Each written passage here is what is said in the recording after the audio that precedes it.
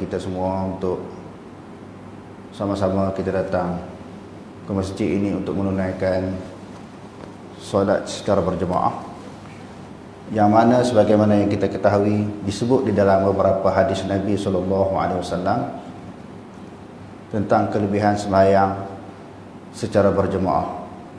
Ada satu riwayat menyebut lebih daripada sembahyang seorang diri ini 25 kali ganda. Ada riwayat yang menyebut 27. Jadi alhamdulillah kita bersyukur kepada Allah Subhanahu wa taala, apa yang disebut oleh Nabi SAW sebagai suatu fadilat ataupun ganjaran pahala, sama-sama dapat kita berusaha untuk beristiqamah menunaikan sembahyang 5 waktu ini secara berjemaah.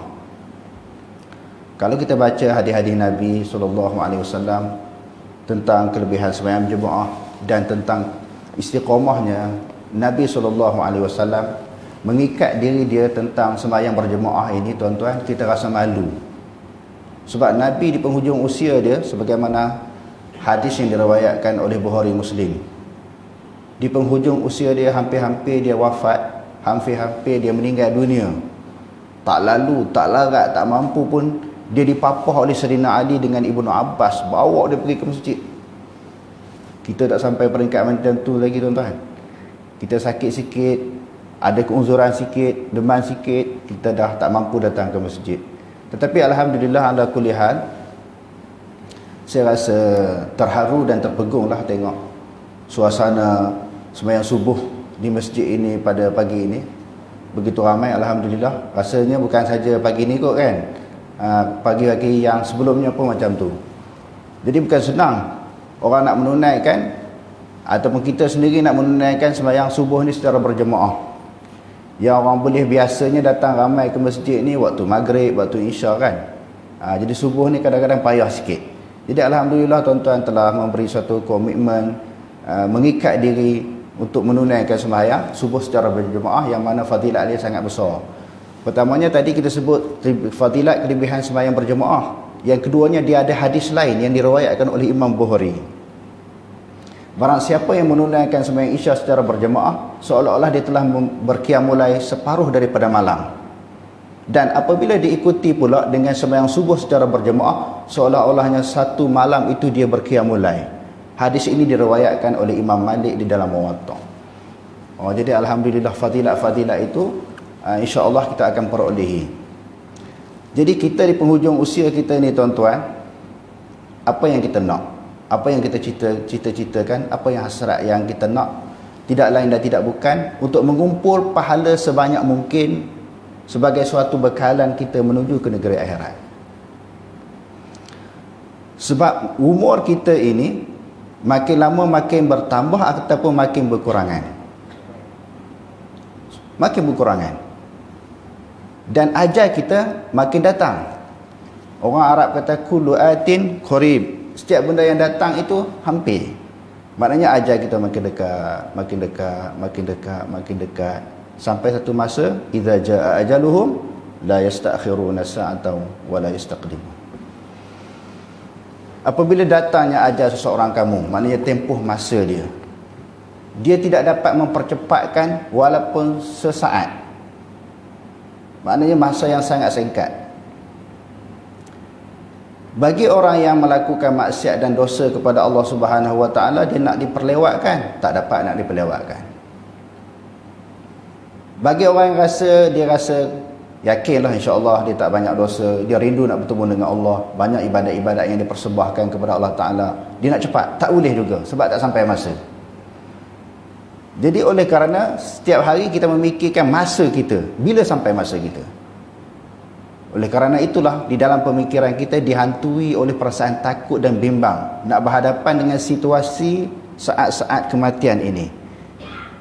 Jadi alhamdulillah kita bersyukur kepada Allah Subhanahu wa taala, kita sedur awal. Sedur awal sebelum kita mati apa persiapan. Dan inilah apa yang kita buat. Kita menunaikan sembahyang berjemaah, kita menunaikan ibadat-ibadat yang lain sama ada wajib dan sunat. Dan kita ambil masa sedikit untuk mendengar tazkirah pada pagi ini insya-Allah. Tazkirah ini juga adalah merupakan sebahagian daripada ibadat kerana kita menuntut ilmu Allah Subhanahu wa taala. Disebut di dalam hadis yang sahih, "Wa man salaka tariqan yaltamisu fihi 'ilman sahalallahu lahu tariqan ilal jannah." Barang siapa yang keluar daripada rumah dia pergi menuntut ilmu Allah Subhanahu wa taala, niscaya Allah Subhanahu wa taala akan mempermudahkan baginya jalan-jalan ke syurga.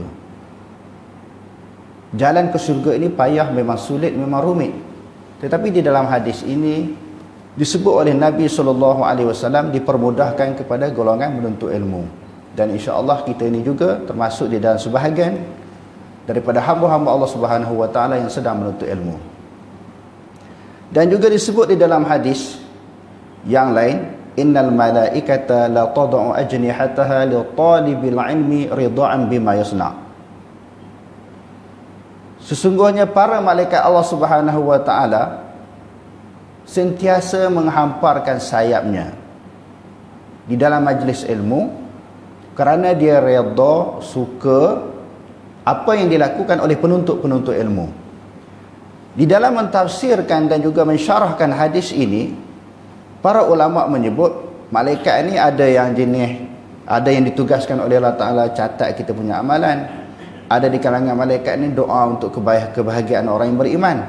Ada malaikat ini sentiasa cari, dia terbang di udara mencari di manakah adanya majlis-majlis ilmu. Lalu dia turun, dia dengar apa yang kita bincangkan, apa yang kita muzakarahkan, apa yang disampaikan, apa yang kita buat di dalam majlis ilmu. Dia buat laporan kepada Allah Subhanahu wa taala kerana ridaan bima yasna. Dia suka apa yang kita lakukan. Ala kulli hal, hadirin sekalian, oleh kerana pada bulan ini umat Islam di seluruh pelosok dunia masih lagi memperingati tentang suatu penghijrahan yang berlaku kepada Nabi SAW dan juga para sahabatnya yang disebut sebagai peristiwa hijrah. Secara kebetulan semalam saya dijemput oleh Jabatan Mufti untuk berdiskusi bersama Datuk Dr. Asri, Mufti Negeri Perlis. Jadi Jabatan Mufti mengambil peluang dan kesempatan untuk saya menyampaikan sedikit tazkirah ringkas pada pagi ini sebelum saya balik ke negeri Perak. Jadi saya nak ambil sedikit masa dan nak mengajak hadirin hadirat sekalian supaya menghayati sepotong ayat Quran yang saya akan baca ini, insya-Allah, untuk menjadi iktibar pengajaran kepada kita bersama sebagai umat Islam yang beriman, bagi mengenang kembali peristiwa hijrah yang berlaku kepada Rasulullah dan para sahabat, yang menunjukkan dan membuktikan bagaimana kekuatan iman mereka, keteguhan iman mereka kepada Allah Subhanahu wa taala, sanggup melakukan apa sahaja demi Allah.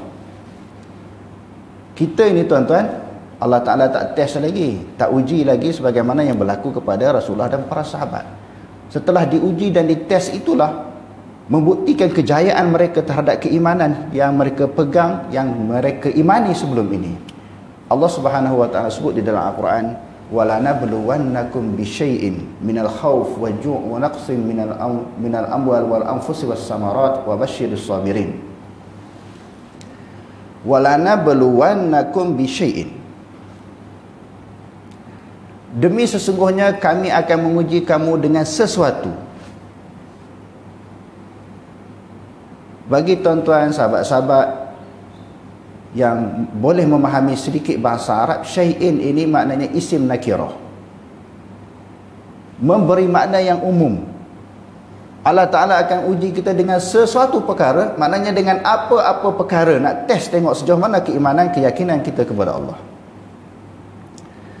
Di dalam kehidupan Rasulullah SAW dan juga para sahabat, kehidupan mereka penuh dengan ujian-ujian untuk membuktikan sejauh mana keimanan, keyakinan mereka, keteguhan iman mereka kepada Allah Subhanahu wa taala. Di antaranya hadirin sekalian, peristiwa tentang Isra' dan Mi'raj yang berlaku kepada junjungan besar Nabi kita Muhammad sallallahu alaihi wasallam. Nabi naik ke langit di waktu malam, turun di waktu pagi. Naik ke langit tuan-tuan, bertemu dengan Allah Ta'ala. Masa tu bukan ada jet, bukan ada roket, maknanya satu kenderaan yang pantas. Ini juga adalah merupakan sebahagian daripada ujian untuk menentukan orang percaya ataupun tidak kepada apa maklumat yang disampaikan oleh Nabi SAW. Nabi kata aku naik ke langit. Kalau kita boleh percaya tak? Kalau ada orang kata naik ke langit, ada orang naik ke langit. Kalau kita kata ada orang naik ke langit, kita tak percaya. Tapi kalau kata Nabi, kita kena percaya. Sebab kepercayaan kepada orang bukan merupakan rukun iman, tetapi kepercayaan kepada Nabi adalah rukun iman. Pun begitu, Allah Ta'ala tahu tentang kedudukan, tentang perangai manusia, tentang keyakinan dan kepercayaan manusia. Ada di kalangan manusia dia akan taradud. Betul tak betul Nabi naik ke langit? Allah Subhanahu wa taala menyebut di dalam ayat yang lain, subhanallazi asra bi'abdihi lailan minal masjidil haram ilal masjidil aqsa alladzi barakna hawlahu linuriyahu min ayatina innahu huwas samiul basir. Sebenarnya kalau kita tengok dalam ayat Al-Quran, bukan Nabi SAW naik sendiri. Kalau kata Nabi naik sendiri ke langit, ada ruang untuk orang bertikai. Tetapi Allah Subhanahu wa taala menyebut subhanallazi asra, maha suci Allah yang memperjalankan, Allah Ta'ala yang bawa naik atas. Bila Allah Ta'ala yang memperjalankan, yang bawa Nabi naik ke langit, apa masalah? Wa idza arada syai'an an yaqula lahu kun fayakun. Tak ada masalah. Allah Ta'ala kata maha suci Allah. Apa maksud maha suci? Bebas daripada segala sifat kekurangan. Sifat-sifat yang rendah, kurang bagi Allah Ta'ala, lemah bagi Allah Ta'ala, mustahil. Jadi bila Allah Ta'ala kata dia sendiri yang bawa Nabi naik ke langit, apa masalah? Apa muskilnya? Kerana Allah Subhanahu wa taala mampu melakukan apa sahaja yang dikehendaki. Pun begitu, ada di kalangan manusia ni tak percaya, tuan-tuan. Lebih-lebih lagi orang kafir yang memang sememangnya tak percaya kepada Nabi pada ketika itu. Dan sebahagian daripada kalangan orang Islam taradud. Betul ke Nabi naik ke langit? Bila ditanya Abu Bakar kata lebih daripada tu pun kalau melibatkan Nabi aku percaya. Bukan senang tuan-tuan nak percaya betul-betul kepada Nabi ni. Kadang-kadang sesuatu yang disampaikan oleh Nabi SAW yang bertentangan dengan logik pemikiran kita, dia jadi taradud. Kalau betul-betul kalau tidak kita mempunyai iman yang betul-betul kepada Nabi SAW. Sayyidina Abu Bakar kata bukan naik ke langit. Cerita benar aneh, pelik, ajaib. Lebih daripada itu pun aku percaya. Sebab itu Sayyidina Abu Bakar diberi gelaran As-Siddiq. Siddiq, sirah mubalaghah. Orang yang sangat-sangat percaya kepada Nabi. Apa sahaja yang Nabi sampaikan dia percaya tanpa ragu. Tak perlu bedah siasat, tak perlu kaji, dia percaya dah. Sebab Nabi cakap sudah tentu tak tipu. Kalau orang biasa bercakap nipu, tapi Nabi cakap sudah tentu tak tipu. Dan Allah Subhanahu wa taala, tuan-tuan,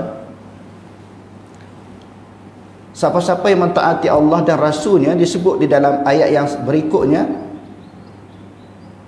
minas siddiqin wa syuhada'i wa salihin, kan, minan nabiyyin wa may yuti'illaha wa rasulahu fa ulaika ma'al ladzina an'ama Allahu 'alaihim minan nabiyyin wa siddiqin wa syuhada'i wa salihin wa hasuna ulaika rafiqa. Golongan yang dijamin syurga ada 4, para nabi. Nabi adalah merupakan lantikan daripada Allah Subhanahu wa taala. Golongan yang kedua siddiqin, termasuk Sayyidina Abu Bakar radhiyallahu anhu. Bukan senang orang betul-betul nak yakin percaya kepada Nabi.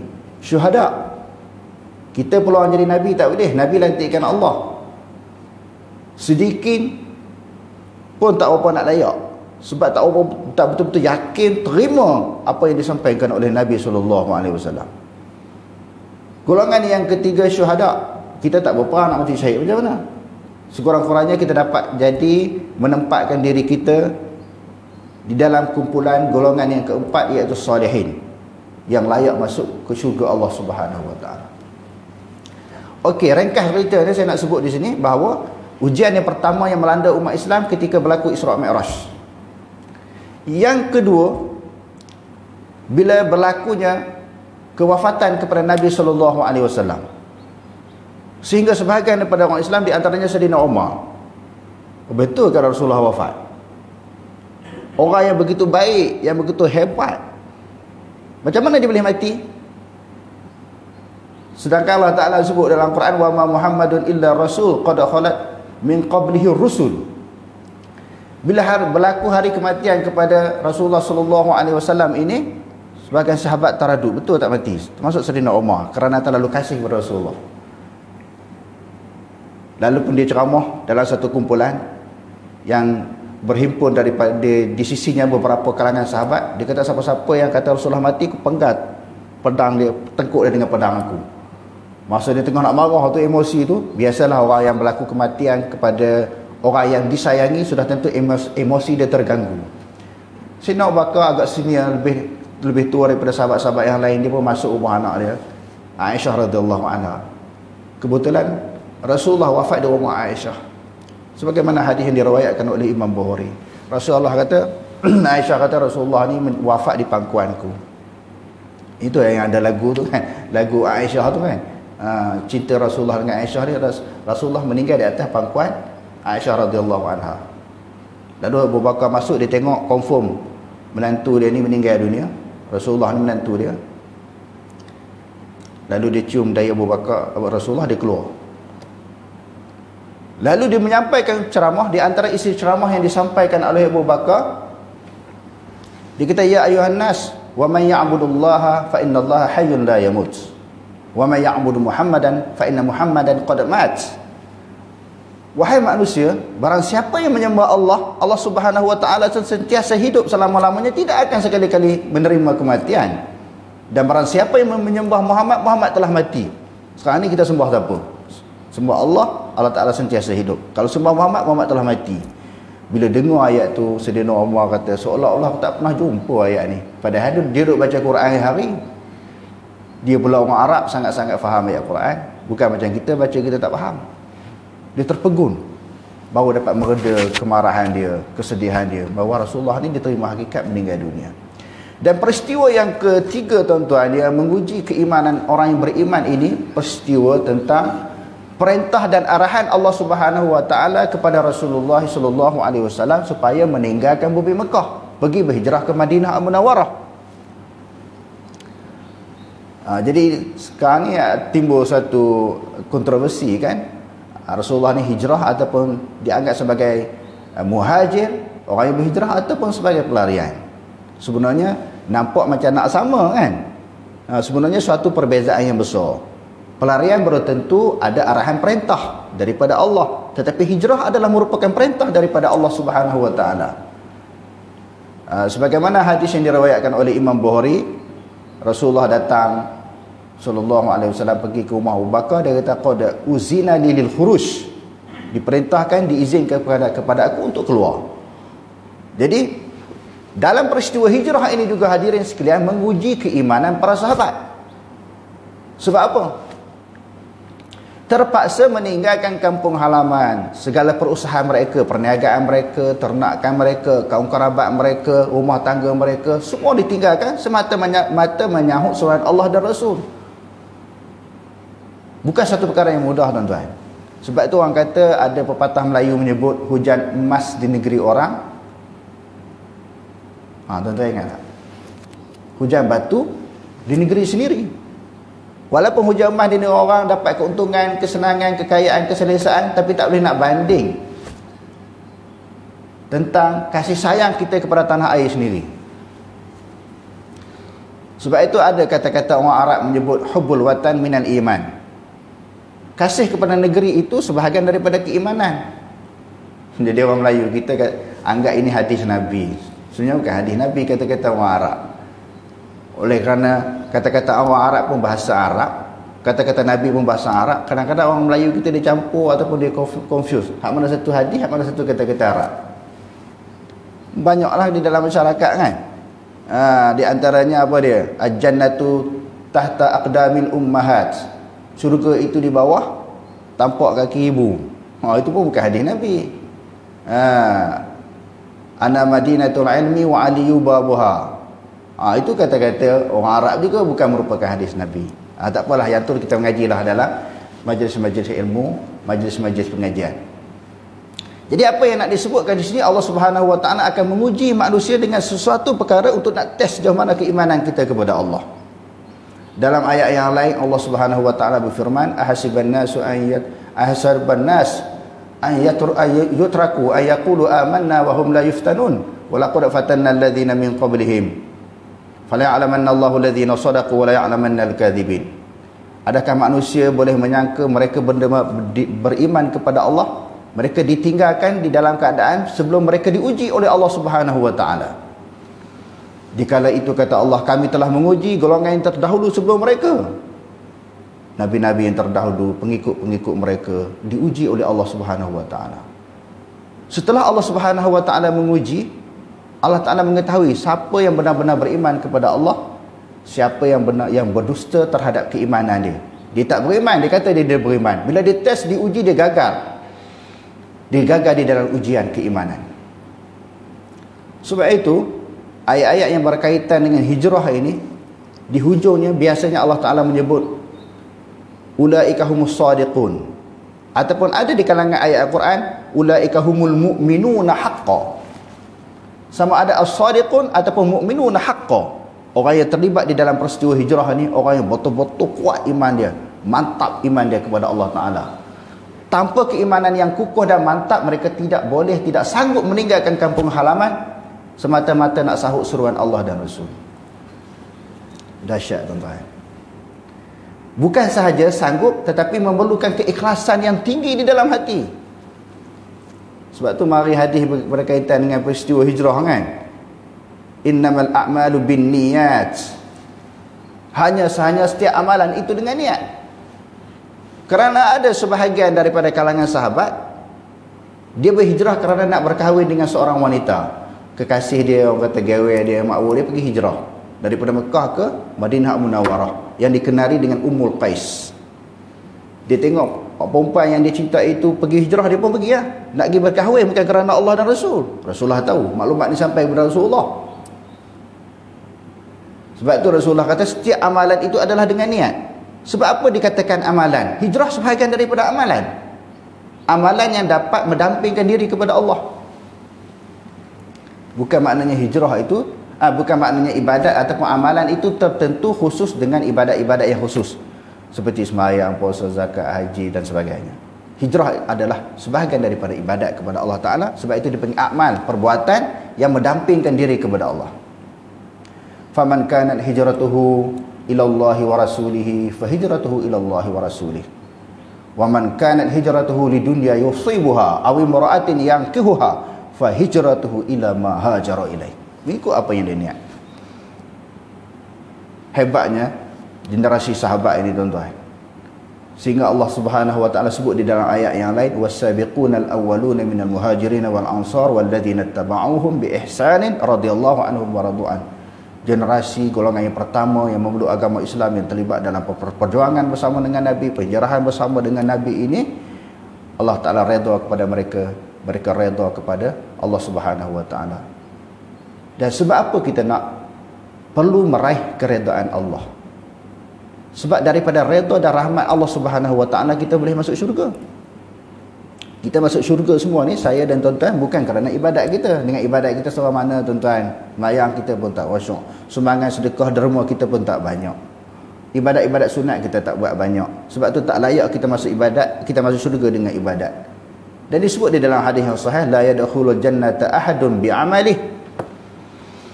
Seseorang tak boleh masuk syurga dengan amalan, melainkan dengan rahmat dan kasih sayang Allah Ta'ala. Jadi apa yang kita buat sekarang ini untuk meraihkan kasih sayang, cinta Allah Subhanahu wa taala. Ya ayuhan nafsul mutmainnah irji'i ila rabbika radiyatan mardiyah fadkhuli fi ibadi wadkhuli jannati. Maknanya masuk syurga ini dengan redha Allah Taala, dengan kasih sayang Allah Subhanahu wa taala. Saya rasa sekadar itu dulu tazkirah ringkas untuk pagi ini. Semoga diberi manfaat dan dijadikan ganjaran pahala sebagai bekalan kita bertemu dengan Allah. Cuma sebagaimana yang Tuan Imam sebut tadi, dia minta buka soalan. Saya buka 1-2 soalan. Sepatutnya kuliah ni tak ada soalan kan? Ada pengajian baru ada soalan, tapi tak apa, atas permintaan sebagai menghormati dan juga meraihkan sahabat-sahabat di sini, saya buka soalan. Tapi cuma satu syarat lah, soalan yang saya boleh jawab sahaja. Soalan yang saya tak boleh jawab jangan tanya. Sila.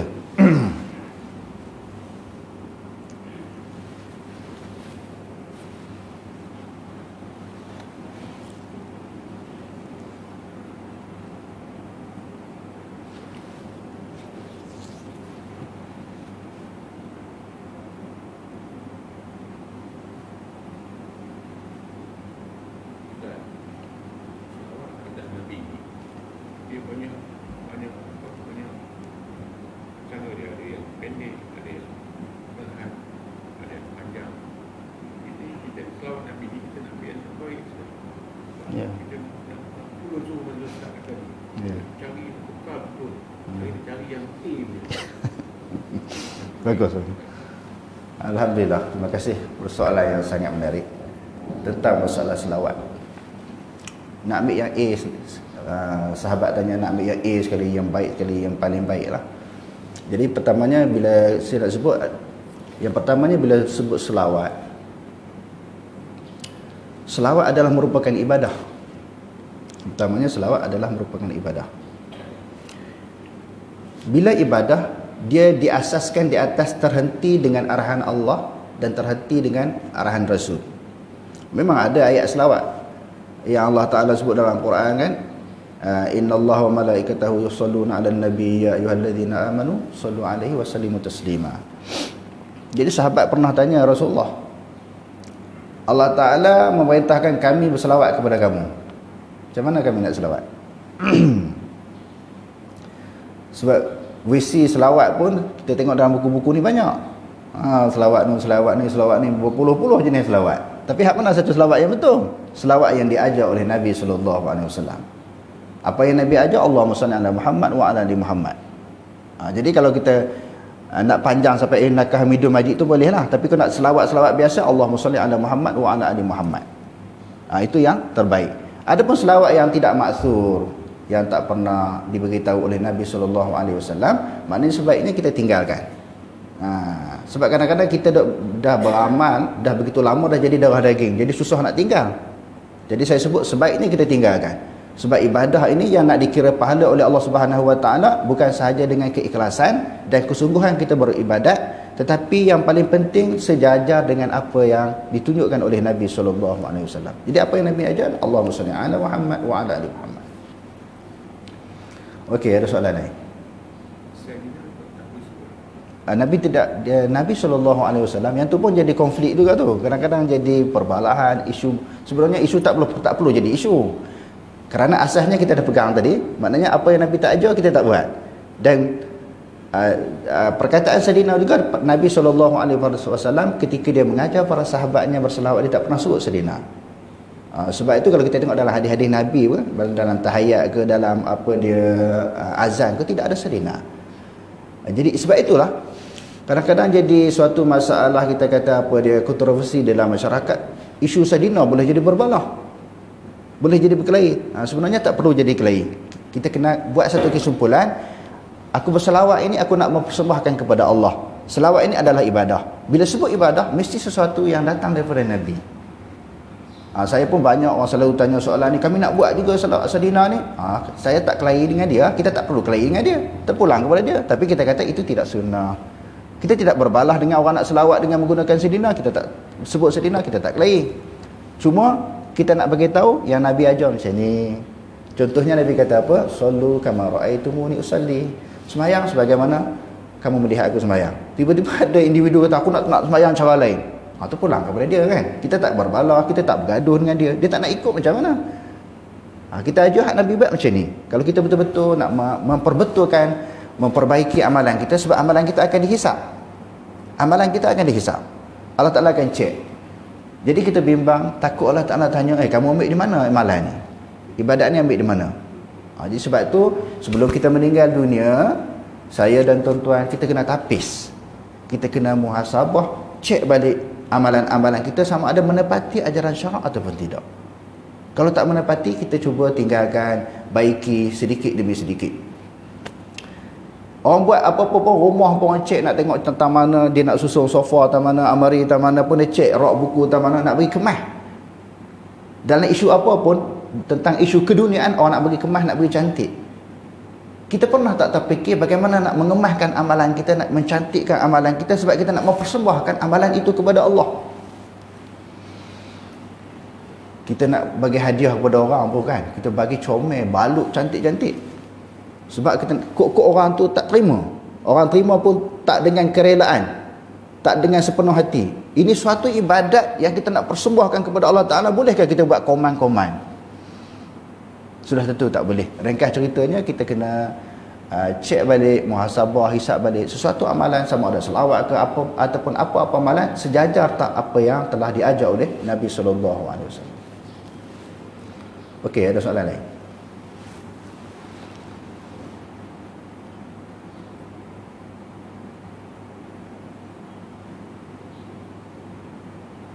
Wallahu a'lam. Aqulu qawli hadza wa astaghfirullah al-azim li wa lakum. Wassalamu alaikum warahmatullahi taala wabarakatuh.